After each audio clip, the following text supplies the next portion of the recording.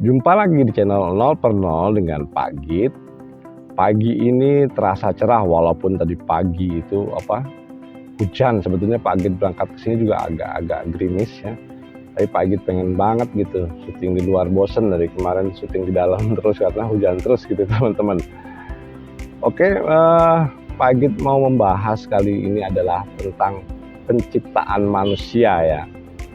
Yang sebelum Pak Git bahas, kita lihat diskusi ini para stand up comedian ini sedang berdiskusi dengan Jafar ya, Jafar Hussein atau Hussein Jafar lah gitu. Kita saksikan dulu videonya ya. Bib, ini pertanyaannya agak gini. Kalau seandainya Nabi Adam itu tidak memakan buah kuldi, berarti bumi ini kosong harusnya. Ya itu bagian dari sunatullah bahwa Nabi Adam. Atau sudah digariskan akan dimakan? Bukan digariskan, itu di bawah ilmunya Allah. Bahwa Allah Maha tahu. Iya, Allah tahu. Allah tahu bahwa kan dia semua akan yang makan. terjadi ini Allah sudah tahu. Oke, Karena kan paham, sudah digariskan juga bahwa kita itu diciptakan untuk menjadi khalifah di muka bumi sejak awal kan. Iya. Ya, jadi Allah sudah tahu dia Saya makan buah kuldi itu hanya prosesnya aja. Ya, saya pernah dengar Gus Baha pernah bahas ini. pernah bicara Nabi Musa tuh, jadi alkisahnya itu Nabi Musa ketemu Nabi Adam itu Nabi Musa juga protes sama seperti yang kamu bilang itu. Nabi Musa bilang, andai kamu dulu kalau nggak makan Kita semua di surga. Di surga. Terus Nabi Adam bilang, bagaimana mungkin di surga. Terus Nabi Adam bilang ke Nabi Musa, bagaimana mungkin kamu menyalahkan saya atas apa yang sudah menjadi sunatullah gitu. Iya. Oke teman-teman, jadi pembahasan yang di sini ditanyakan adalah seandainya Adam tidak makan buah kuldi gitu ya. Kemudian tidak perlu dia turun ke dunia, sempat juga disalahkan oleh Musa. Terus yang intinya itu ujung-ujungnya bagaimana bisa gitu kata Adam, kata ini udah menjadi sunatullah lah. Oke lah ya, itu disebut sunatullah. Sebetulnya penciptaan manusia yang di dalam Al-Quran itu adalah seperti ini teman-teman. Tidak ada bukti, yang artinya ini adalah mitologi, mitos gitu. Jadi ini sebuah mitos atau dogma yang dibuat dari mitologi Arab gitu ya. Jadi penciptaan manusia itu karena pada umumnya orang mengertinya itu hanya banyakkan manusia di dunia itu mengertinya adalah agama Nasrani, Islam, itu kan nomor 1 dan nomor 2 masih di bawah garis yang disebut dengan agama Abrahamik atau Samawi ya. Agama Abrahamik atau Samawi ini itu menjelaskan ya ceritanya seperti itu. Jadi ceritanya Adam itu manusia pertama gitu ya, sebetulnya bukan gitu loh. Kalau kita balik lagi pada pertanyaannya malaikat gitu, malaikat kan bertanya tuh pada Allah. Yang pertanyaannya, intinya begini ya, Pak Git nggak begitu hafal suratnya atau detailnya. Intinya Adam itu dijadikan khalifah di bumi. Kemudian malaikat itu bertanya, ngapain kau turunkan manusia ke bumi? Sedangkan mereka itu senang berkelahi, maksudnya bikin kerusuhan, bikin bumi jadi acak-acakan. Beda dengan kami yang selalu bertasbih kepadamu, seperti itu. Terus jawabannya Allah, ya udah aku lebih tahu dari kamu. Mereka diem, malaikat pada diem. Jadi dengan pertanyaan malaikat tadi sebetulnya itu menunjukkan malaikat itu udah tahu kalau ada manusia. Jadi sebelum Adam ini udah ada manusia duluan di bumi. Nah ini Pak Git membahas secara mitologi lah gitu. Karena ini tidak bisa dibuktikan secara real gitu, secara ilmiah ini nggak bisa dibuktikan teman-teman. Tidak bisa dibuktikan secara ilmiah itu data arkeologi dan data antropologinya tuh nggak ada. Ya kita harus memahami itu gitu, kita harus melihat dari satu sisi dari sains. Nah, dalam mitologi ini, mitologi Arab ya, ini mitologinya Abrahamik atau Arab ya, Pak Git akan mengkoreksi lagi atau mencari wacana lagi, sudut pandang lagi dari sisi pembahasannya Buya Sakur. Jadi maknanya yang sebenarnya makan buah kuldi itu apa sih gitu ya. Oke, kita lanjutkan pembahasan dan kita tonton video dari Buya Sakur. Buah kuldi yang dimakan oleh Nabi Adam itu seperti apa bentuknya? Ya kalau di dunia. Buah kuldi itu begini. Di tafsirnya saya baca ada bilang buah khuldi seperti korma, ada seperti anggur. Saya jamin deh seorang istri begitu buah khuldi suaminya kayak korma langsung minta cerai. Apa perlu saya katakan makna yang sesungguhnya? Jangan marah ya. Silakan kau nikmati surga. Kulu apa? Fakula ragadan haitsu syi'tuma wala taqraba. Silakan makan saja boleh kecuali jangan ngentot. Ayo, bongkar kata boleh. Ya begitu ya teman-teman. Jadi apa namanya, pembahasan dari Buya Sakur ini maknanya sebetulnya ini bukan, kalau di sini udah bahasan sudut pandangnya sudah beda ya. Kalau tadi kan murni mitologi gitu loh. Murni mitologi itu yang seperti sunatullah sebetulnya bukan begitu. Ntar Pak Git jelaskan sebentar ya. Nah ini kita bahas dulu soal pembahasannya makna yang sebenarnya dari Buya Sakur, yang intinya ini adalah makna sebenarnya. Nah, sebetulnya ini adalah tinjauan filsafat gitu ya. Jadi yang dilarang itu sebetulnya bahasa halusnya itu adalah dilarang makan buah khuldi gitu ya.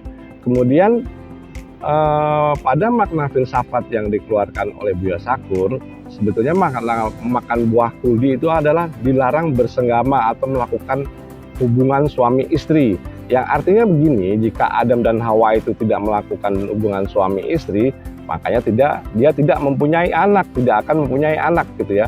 Kalau dia mempunyai anak keturunan, maka tempatnya adalah di bumi. Nah, itu makna filosofi yang Pak Git tangkap dari Buya Sakur ya.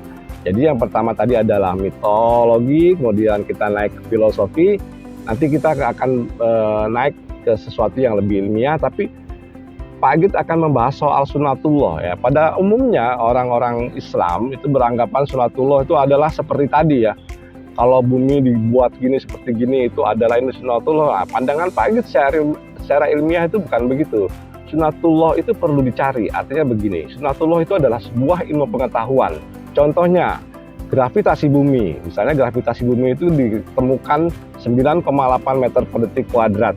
Nah ini kan harus dicari, itu sebetulnya sunatullah, sesuatu yang sudah digariskan oleh Allah gitu. Termasuk juga ilmu pengetahuan, misalnya kecepatannya motor itu dalam perjalanan berapa gitu ya, kecepatannya itu berapa gitu. Nah kecepatan ini itu kan dipengaruhi oleh jarak dan waktu, makanya satuan kecepatan itu adalah jarak per waktu, yang itu artinya sebetulnya sunatullah yang lebih logis ya. Pak Git mengarahkan ke ilmu pengetahuan dalam hal ini. Kemudian tadi sudah gravitasi, kecepatan, dan banyak hal lain seperti misalnya teori relativitasnya Einstein ya, itu energi sama dengan massa dikalikan kecepatan cahaya kuadrat. Nah, itu penemuan-penemuan sunatullah yang dilakukan bukan oleh orang-orang Islam malah. Jadi pentingnya berpikir itu adalah salah satunya menemukan sunatullah. Kalau sunatullah itu adalah ilmu pengetahuan yang sifatnya abadi. Nah, orang Islam itu kebanyakan terjebak di mitos-mitos dan tidak berpikir tentang teknologi, makanya ketinggalan. Sorry, ini agak lari sedikit, tapi kita akan balikan lagi tadi masalah Adam dan Hawa yang terjadinya manusia dalam mitologi. Itu sebetulnya yang diceritakan tadi adalah mitologi agama Samawi. Beda dengan ada beberapa mitologi lainnya gitu ya, seperti kalau di Yunani itu adalah Pandora. Yunani adalah Pandora. Terus kemudian dalam kepercayaan Hindu itu adalah Swayambu dan Manu. Jadi di tiap belahan dunia beda mitosnya. Dalam mitologi Maori itu adalah Tiki dan Mariko Riko. Kemudian dalam kepercayaan Cina, ini kalau nggak salah ya, itu adalah Fuxi dan Nua gitu. Dunia itu mempunyai mitologi yang berbeda-beda. Nah kebetulan yang menguasai dunia itu adalah agama Samawi. Jadi yang beredar banyak itu adalah mitos-mitos Samawi. Yang mitos-mitos agama lain itu kalah gitu dengan cerita-ceritanya, karena mereka juga punya cerita sendiri. Mungkin di Jawa juga ada, cuman ya catatannya udah nggak ada. Itu permasalahannya, ada catatan, di Jawa ini nggak ada. Dan kalau kita kembalikan lagi ke sesuatu yang lebih ilmiah, katakanlah Adam itu, ada yang bilang itu 4.000 tahun atau berapa ribu tahun sebelum Masehi, atau katakanlah 10.000 tahun sebelum Masehi, yang sama dengan agama Hindu gitu ya. Nah, kalau kita lihat Homo wajakensis aja yang di Indonesia, Homo wajakensis itu kalau hasil tes karbonnya membuktikan bahwa dia adalah usianya adalah 40.000 tahun sebelum Masehi, teman-teman. Tuh, segitu lamanya. Itu belum lagi yang lebih tua lagi ya, yang artinya Pithecanthropus erectus, kemudian Paleojavanicus, itu jutaan tahun yang lebih tua, karena bumi ini usianya sudah tua banget. Bayangkan teman-teman, satu kali putaran matahari dalam mengelilingi galaksi itu membutuhkan waktu 232 juta tahun lamanya, seperti itu. Dan saat ini matahari itu sudah mengelilingi galaksi itu selama berapa itu jadinya? 20 kali. Jadi kalau dikalikan 232 juta tahun kali 20 kali, matahari itu sudah berusia 4,5 miliar tahun. Nah, dalam 4,5 miliar tahun, masa-masa manusia ini timbul kan hanya, kalau kiraan hanya jutaan tahun gitu loh. Belum sampai satu kali putaran matahari terhadap galaksi Bima Sakti gitu teman-teman. Jadinya bumi ini usia sudah tua sekali dalam pemikiran ilmiah tadi ya, 4,5 miliar tahun. Jadinya manusia itu ada ya paling jutaan tahun, belum sampai satu kali putaran matahari terhadap galaksi Bima Sakti. Itu secara ilmiah ya. Ilmiah itu bisa dibuktikan ya, bisa dibuktikan secara keilmuan. Dan misalnya kalau tentang sejarah tuh data arkeolognya ada, data antropologinya ada. Nah, kalau yang mitos-mitos tadi termasuk Adam itu adalah mitologi yang tidak ada bukti ilmiahnya, seperti data antropologi dan data arkeologinya. Baik teman-teman, bagi terasa ini cukup sekian gitu. Jadi kita akan membahas yang pertama secara mitologi, yang kita fokuskan aja lah mitologinya ini ya, dari agama Samawi atau agama Abrahamik. Itu menyatakan kalau Adam memang manusia pertama, tapi dinamakan khalifah gitu, yang sebetulnya sudah ada manusia sebelumnya di bumi ini. Itu pun berdasarkan surat Al-Baqarah ayat 30 ya kalau nggak salah, itu seperti itu. Yang ceritanya tadi malaikat tuh memprotes kenapa harus diturunin manusia, mereka itu kelakuannya nanti akan saling bunuh-membunuh dan segala macam kalau aku bertasbih. Jadi data dari ini kita hubungkan pertama dari mitologi, kalau Adam pun bukan manusia pertama gitu ya. Kemudian yang kedua, kita membahas secara filosofi yang dikeluarkan, secara filsafat yang dikeluarkan oleh Buya Shakur, yang artinya Adam turun ke bumi itu dalam makna sebenarnya bukan karena makan buah kuldi, tapi karena melakukan senggama yang akhirnya menimbulkan anak. Karena kalau sudah senggama membuat anak, tempatnya bukan di surga lagi tapi di bumi. Itu yang kedua. Kemudian data ilmiah yang ketiga itu adalah ya jelas-jelas banget kalau Adam bukan manusia pertama. Dan Adam ini kalau menurut Agi juga secara ilmiah nggak ada gitu loh, karena belum ada data ilmiahnya. Yang data ilmiahnya ada sekarang itu adalah yang di Indonesia aja ya, itu adalah Homo wajakensis yang di Tulung Agung, kemudian Pithecanthropus erectus di Nganjuk, terus Paleojavanicus itu di Solo begitu teman-teman.